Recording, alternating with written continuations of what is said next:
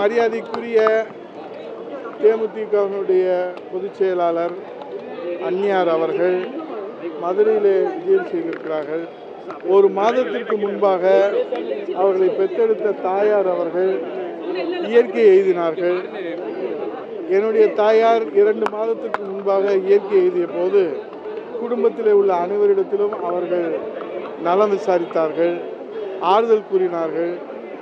அதே நிலையிலே அவர்களை நேரிலே சந்தித்து அவருடைய தாயார் மறைவு குறித்தும் அவர்கள் இயற்கை எய்தது குறித்தும் அந்நியாரிடத்திலே நாங்கள் நேரிலே கேட்க முடியவில்லை.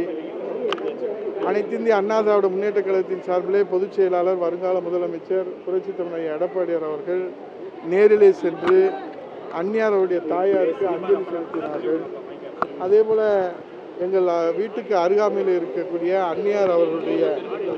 அந்நியார் கேப்டன் அவர்களுடைய உடன் பிறந்த சகோதரி அவர்களும் 1 மாதத்திற்கு முன்பாக இயற்கை எய்துவிட்டார்கள். இந்த 2 துக்க நிகழ்வுகளிலும் அவரிடத்தில் ஆறுதல் கூறுவதற்கு இங்கே அவர்களை சந்திக்கக்கூடிய ஒரு வாய்ப்பு ஏற்பட்டது.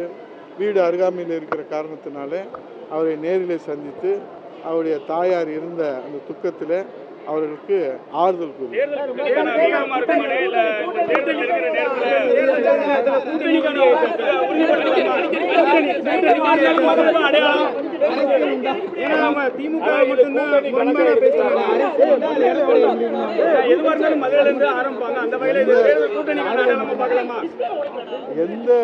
எந்த விதமான முடிவாக இருந்தாலும் பொதுச் செயலாளர் புரட்சித் தலைவர் எடப்பாடியார் அவர்கள் எடுக்கிற முடிவு தான்.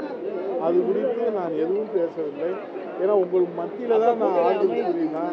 உங்கள் மத்தியில ஆறுதல் மனிதாபிமான அடிப்படையில் அவங்களுக்கு அவங்க தாயார் இருந்தவருக்கு நேரிலே வந்து சந்தித்து அவர்களுக்கு ஆறுதல்.